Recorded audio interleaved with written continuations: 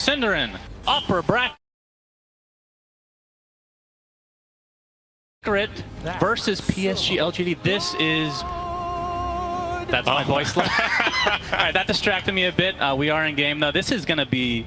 this is a hype matchup. Second seed Secret, unfortunately for them, have to face off against PSG.LGD, who many feel are the favorites going into this tournament, but they ended up third in their group, Cinderin. Yeah, they had a little bit of a slow start. I think LGD's day one was one of the weaker ones they've had in quite a while, but they picked up a lot of steam throughout the groups, and that, you know, that's kind of what you want. You want to go into the bracket with in top form, and I think there's a lot of good things to be said about how LGD have developed throughout this tournament. So very curious to see this. Like you said, Secret definitely, is it fair to call them an underdog in this? You probably always call teams underdogs against LGD, right? Just historically speaking. Especially you, yeah.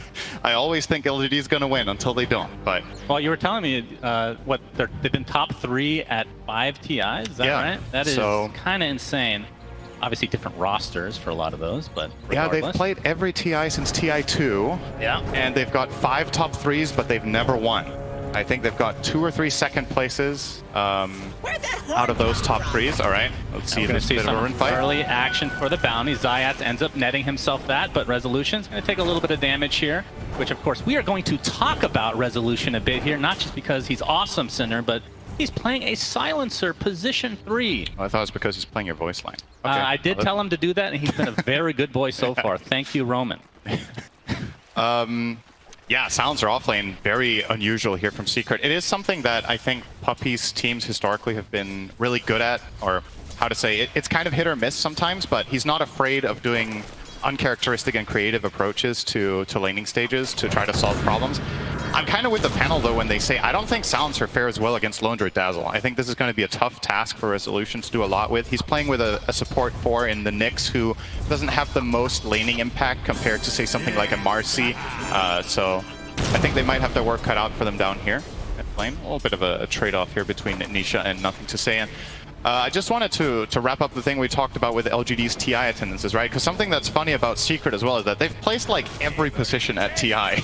More or less in the last 6 years. Yeah. The only ones that have eluded this roster, I think, are actually second and first place. Last year they got third, the year before they got fourth, and then I think they had a fifth, sixth, seventh, eighth. You know, right. They've more or less gone up one placement per year. So is this the year that Secret reaches the finals? I mean, as you know, I did pick these two teams to end up in the finals, which may be a little awkward since they are facing off so early in the upper bracket, but that doesn't rule it out. Yeah, that's true. I mean, Secret, I think I've locked them in for second place. It's just how it's going to happen. Obviously, Puppy knows more than everybody. But yeah, PSG.LGD obviously very strong, but the groups not as... I mean, they bled a little bit, Cinder. What do you think that is attributed to? Do you think they've been playing so much over the past, like, all these tournaments coming up into TI, maybe a lot of research has been done against them? Or is a lot of it like Secret and teams like Liquid that have really gotten this ball rolling because of the last chance qualifiers? Yeah, I think in part certain other teams have really raised their level in the last month and kind of caught up to an extent. But I also think aside from that, LGD have been very creative in their strategies. I think when you play this many different heroes and this many different strategies, some are going to miss. Unless you think back to something like Wings at TI6, where they were just so much better than a lot of other teams that they could run almost any heroes they wanted and just win on raw skill. The competitive field now is just so much closer. So I think if you do run a lot of different strategies, you're not going to hit it every single time.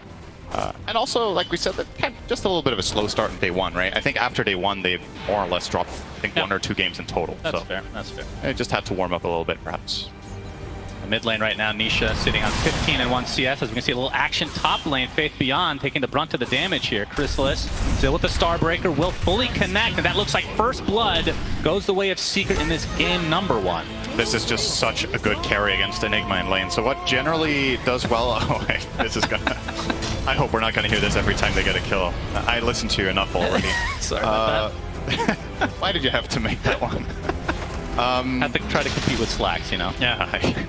Good luck with that. Yeah. Splitter up does connect really from Nisha. Nothing to say, in a bit of trouble. Gets off his shield crash, pops the Fairy Fire, will survive.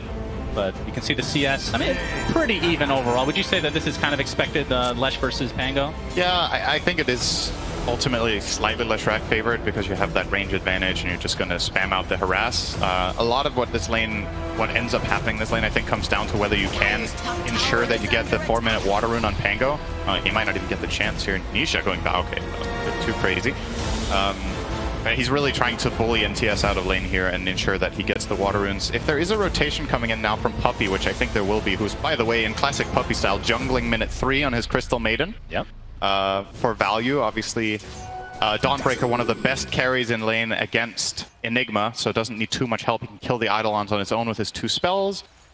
And PSG.LGD will be the ones to ensure both water runes. Actually, a bit surprising that Puppy didn't come down here at all to try to help Nisha out, because I think now the mid lane is more or less going to equalize with the resources that Nothing to Say is going to have coming in now. There is still a bounty rune for Nisha to pick up right now as well, and it did cost them a little bit of I mean, they're rotating in to help him out, but I mean, like you said, frostbiting those creeps in the jungle. Yummy, yummy for Mr. Puppy. Yep.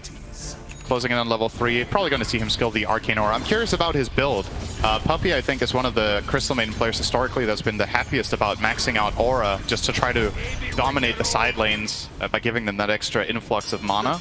As there will be the level 3 point. Pretty standard to go 1-1-1. It's going to be telling what he does from here on out, because I think there's also a lot of good things to be said about especially the Crystal Nova in this game. It's a good spell against the Lone Druid. It's a reliable, strong, slow. It's good against the Tusk. You know, you want to slow them down so they can't stay on top of targets with Tag Team. But maybe he still rates the Aura higher. All right, gonna see a little bit of a poke down here on bottom. Yeah, Poison Touch slowing a resolution to a crawl. Because Zayat is coming, but it's going to be too late. So first kill for PSG.LGD so far in this game. I'm actually impressed with how much farm Rezo has here. I think having 21 and 7 here is pretty respectable given the laning matchup that he has. It is a silencer off lane. It's silencer very Nyx. odd. It's very... I think odd is a good word to describe it. We'll return now here to the lane. I think... So I don't think silencer off lane is not viable and can't be run. Obviously, I mean, Secret are onto something, right? They have an idea with this, but I do think Nyx is perhaps a little bit too much on the greedy side in terms of laning presence. Like, let's say you're playing with Clockwork or you're playing with Marcy or something. I think there's more potential to stand your ground and fight and hold the lane. But what's Zayat's going to do for you? He has 1 Impale, and the Lone Druid is just going to run at your silencer, and you have to yield every single time. But the good news for Secret is the other 2 lanes are going great. They get there, obviously the core Dawnbreaker, as expected, doing great against the Enigma in the top lane. And as we alluded to, Nisha still doing just fine in that mid. Both level 6 is now picked up in the mid lane. Wonder if we're going to see a potential rotation. I mean, both Crystal Maiden and Nyx have plays against Pango. You have the Frostbite, and you have the 2 stuns on Nyx to set up the Lesh. With that level 6 Pulse Nova could be a potential play. I don't know what the stats are now, but last I heard, Crystal Maiden win rate was approaching 70% with actually a respectable amount of games played. Yep. But why do you think that is? So I haven't looked too much in detail exactly at which teams play it. 65.9. That is a very high win rate. I think part of it is what teams elect to pick it, right? I think Secret have been running it in multiple games, and they have a great win rate. So obviously that's going to inflate it a little bit. But I also just think CM in general has received some meaningful buffs lately. I think Crystal Nova is a very powerful spell when you get the right talents. And maybe also a little bit about the pacing of the game, right? Teams maybe have a slightly better understanding of what to pair it with as well. You know, in the past, one of Maiden's problems has been getting run over in lane, but you put it with Dawnbreaker carry. You know, you're probably not too worried about being beaten in lane, and then you go in transition, and something that your hero can do that a lot of 5s can't is actually you scale incredibly well with few items, right? If you get a BKB on this hero, if you get some sort of utility... Nice snowball, ends up getting out of the range of the Starbreaker, but it matters not because Puppy is here to play as well. So 1 kill for Secret as Wyatt approach the tier 1 tower will be fine. Resolution in the meantime. Lose Nothing to Say actually died to Zayats. Yep, so there was that mid-rotation coming in from the Nyx and getting full value out of the 2-0-2 build. Very standard for Nyx to not get mana burn until later in the game. And what you do offer then is that if you connect that first stun on Pango, he can't really reset, right? You just stand in his path and, well, he can try to... He needs to be a little bit careful about how he jumps with Swashbuckle, essentially, and you can maybe catch him with Carapace as he does that to hit the creep wave. Use that as a setup for a secondary stun, and then Leshrac with the third stun. Oh, but Snowball in onto the mid lane. Nisha already at half HP. Here comes Nothing to Say with the Rolling Thunder, with the big Solar Guardian coming in as well as Crystal is trying to focus down Jin Q. They'll be successful eventually. Nothing to Say has to roll away, so rotations from both sides ends up netting Secret the kill on the Tusk. This is something Secret's lineup has in spades, actually. They don't necessarily have the best setup. You only really have the Nyx that's going to initiate moves, but you have so much counter-engage. You have the Dawn ult, you have Global Silence, you have Spike Carapace. If the enemy team is the one making a move on you, and you have your spells ready, you got to be very wary as LGD about how you initiate moves, and yep, that was a nice punish there. It will, at the very least for LGD, it will give Faith Beyond level 6 and a little bit of space in that top lane. He's happy to finally have a little bit of space away from this Dawn. Secret find Ame. Zayats gets off the Impale, but see the ult coming out from the Lone Druid as Nisha's here with the Pulse Nova. Y gets up a nice poison touch. Nice blocks coming out from Zayats, but the Grave comes out as well. It's nothing to say he's coming to try to help out his comrade, but he actually does TP out just barely enough HP, and Nisha and company have to hightail away, but Nisha gets blocked in by the Ice Shards. Split Earth only hits on one. You can see Resolution trying to help him out. It actually dodges the swashbuckle. Jin Q will be one that falls. And now they got to turn this around to nothing to say as well. So it ends up being a 2-for-1 as Secret looked like they were going to lose out on that engagement, but a nice turnaround and a great voice line from Resolution. Perfect timing. I love that movement from Nisha in that moment, by the way. It's one of those situations where Pango has an expectation of, okay, Lesh is going to retreat in this angle. Nisha just ran into them, and he took some of the swashbuckle damage, but Pango couldn't connect afterwards because he jumped across to the other side, expecting Nisha to be running away. And that means they don't have that damage in the tank to finish him off, and he will in turn just kill off, I believe it was the Tusk, and then, you know, Pango finds himself in a very compromised position as well afterwards. Worth noting, by the way, Resolution's not skilling global yet. He's level 7. He's 4-1-2 build, so I thought we were going to see the global silence as a solution to some of this aggressive movement that LGD can make, but doesn't consider it worth it just yet. Very interesting. As the runes have been kind of eluding Mr. Nisha for quite a while. He's guessed bottom like 3 times in a row and has not been there, but still, both him and Chrysalis are top net worth at the moment for the entire game, but overall the game feel like, in terms of the actual, like, the feel of the game right now, who do you think this favors? Because we have Faith Beyond getting quite a bit of farm down to that triangle. It's kind of hard to say. I feel like a lot of the time when Secret gets to these super late game situations with Dawnbreaker, it falls a little bit flat a lot of the time when they play it as carry. It has its limitations. The level 25 talent, though, is amazing, but you need to get there and get the 2 Starbreaker charges. With that said, though, they have come off to a pretty good mid-game situation now, where because Enigma's laying on this Impale into the Solar Guardian, Ame gets off his ult again. Very not tanky even boy. remotely close to being enough damage when he gets the true form off, and it might cost Chrysalis. It's a snowball. It's going to connect. You can see the Lone Druid Bear going pretty ham here, but Puppey's there with the slow, and the hammer coming in now to Jin Q with the help of Resolution. So again, Secret getting the better of this engagement despite being the ones falling back initially in this fight. That was a good time to find that skill up point into Global Silence, preventing the Shallow Grave from coming in with a potential save there onto Jin Q. And yeah, good movements from Secret so far. I think they're doing a really, really good job at connecting heroes. And wow, would you have a look at the CS right now? Nisha, 10 CS per minute. Ooh, he's got 114 to the only 58 of Pango. So again, the big winner on LGD in all of this is Faith Beyond, who gets the space, but he has a lot of ground to cover. If Secret can keep up this pace, we're looking at a potential kind of formidable mid-game where, yeah, you have this Enigma, you have this team fight, but you know you need to work around Global Silence, you know you need to work around Spike Carapace, and even Solar Guardian. So until you get BKB on Enigma, I feel like Black Hole is kind of a pipe dream.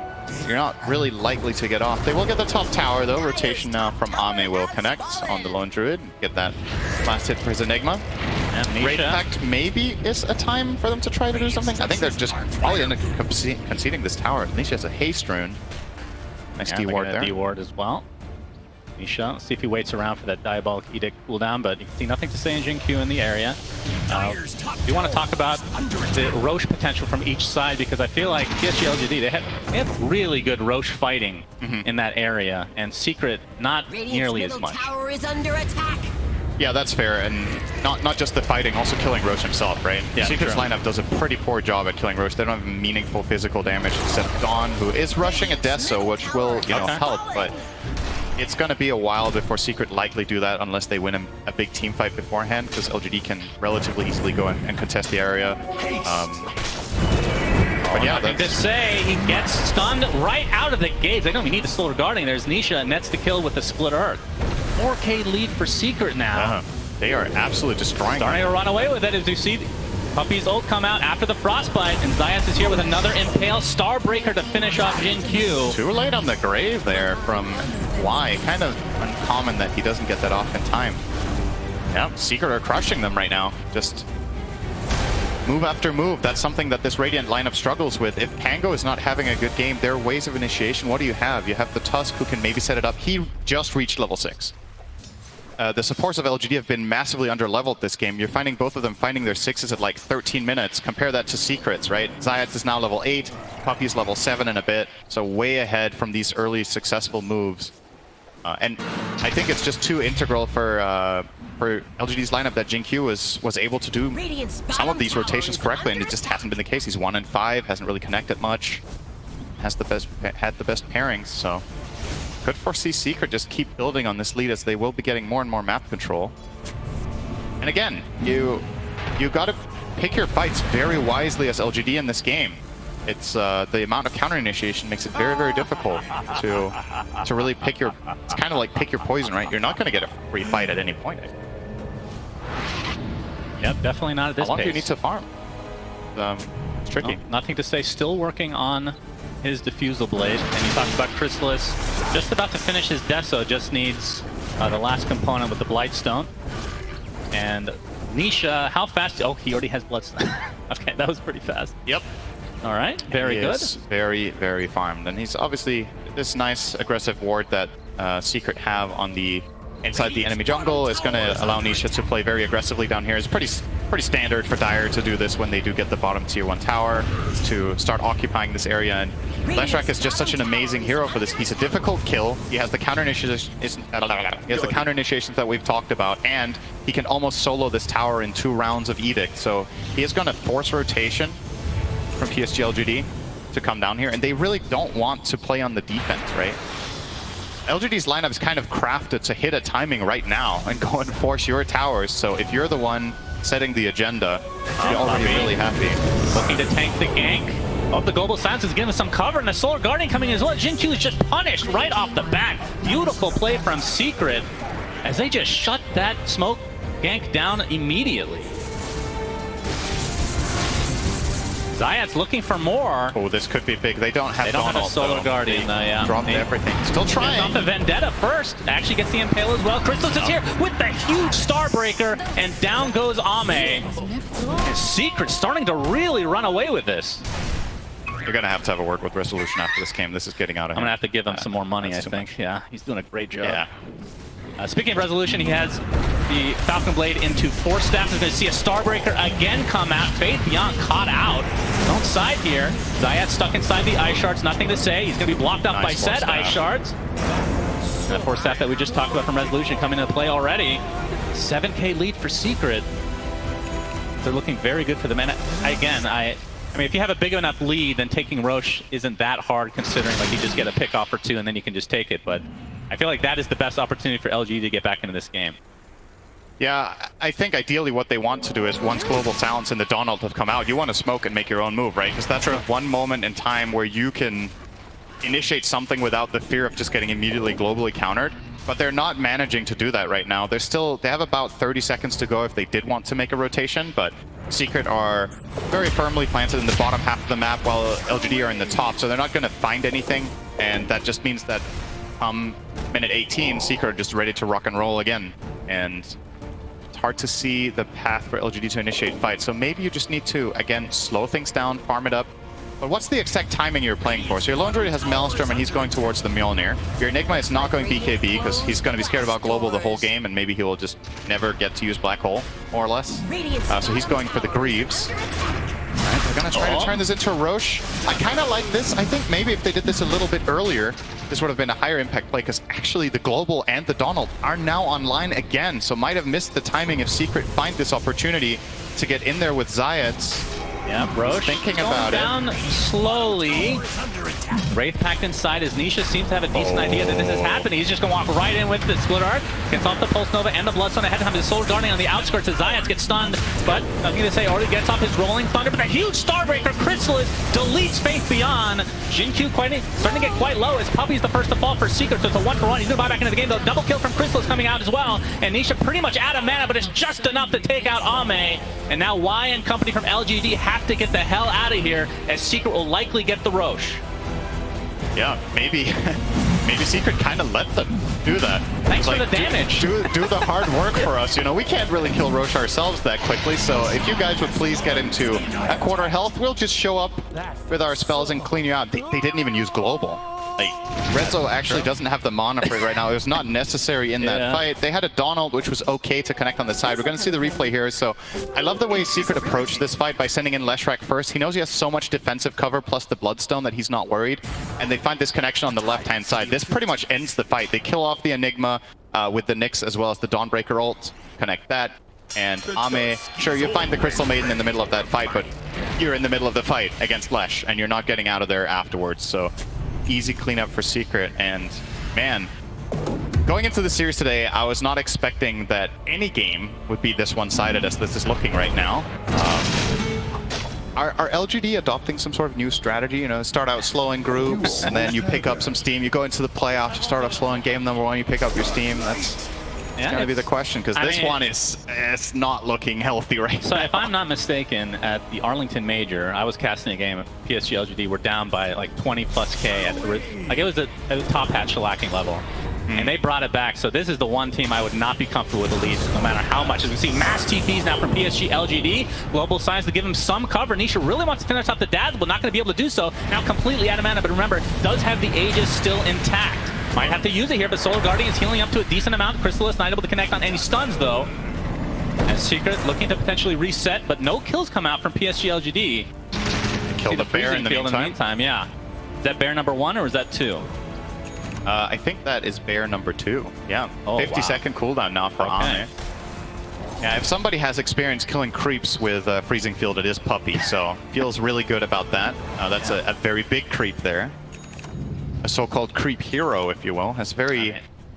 If you're new to Dota, Lone Druid's bear is complicated. It's yeah, that's true. That's its Facebook status. It's complicated. All right. Nice Carapace. Oh, beautiful setup. Splitter to follow, and the Impale again. Nothing to say is dead. And that's Secret, man. You gotta be so careful about this as Pango. You kind of need to weigh the pros and cons of using Swashbuckle like this, because you could obviously Swashbuckle toward your own base with the damage, right? But he wanted to get a little bit of value poke out of it. Gets Carapace and gets killed. So you gotta second guess yourself a lot of the time with your Pango instincts when you are playing against this hero and it's missing, because you never know when you're gonna connect on that Carapace and you're just getting killed off by that. So.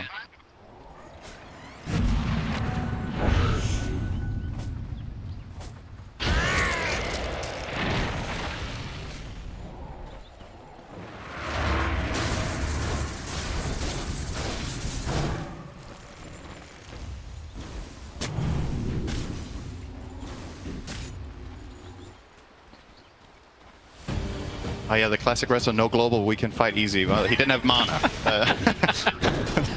Oh, Impale set up onto Faith Beyond with the Solar Guardian, but a nice Tusk Snowball mitigates a lot of it as Crystal's popped BKB a little bit prematurely. Starbreak doesn't really connect very well, but they still have the damage, it looks like, to take out Faith Beyond. And Jin-Q is next on the list. So despite the Secret initiation not going as planned, I mean, with this kind of a lead, it doesn't really matter sometimes. It's just such a strong position for their lineup to play on this high ground, right? And you're seeing, again, Faith Beyond. He's just holding Black Hole. He can't use it. So the impact of this hero very, very minimal so far in this game, considering what we've seen from Enigma earlier in the tournament. Secret seems to have a very good understanding of how to solve it. Looks like Y will also finding a quick way back to base. As Grave. Yeah. Okay. He kind of juked them by running in a line. Yep, sometimes it's the hardest path to follow. Okay. That is really impressive that he found a way out of that. On the other side of the map, though, Jin-Q gets off the initiation. Already has his shard as Zayats gets off the Impale, as Nisha has to walk his way around, but looks like Jin-Q is likely to fall. He's getting healed up, though. And still the Aegis in line for Nisha, so he is not scared. Eventually, Jin-Q goes down, and there's the stun follow-up. And Nisha, they're looking for the bear. That's all the damage that Ame has. I mean, Get why lightning not storm just down. start He's going to diving? continue on now. They're looking for a full team wipe potentially. Global Silence is there. Nisha just hedging his bets. GG it's is just called. over, man. And Secret completely stomped game number 1. Not what we were expecting, but Secret off to an amazing start. Yeah, that was not even remotely close. Just absolutely crushed them start to finish. The lanes went well. I think the double counter to the Enigma really caused a lot of problems for LGD. I mean, it's easy to say, right? Because he never cast Black Hole. It's pretty rare that you see a game with Enigma not using ulti a single time. Yeah, true. But you got to look at it from his perspective. He's playing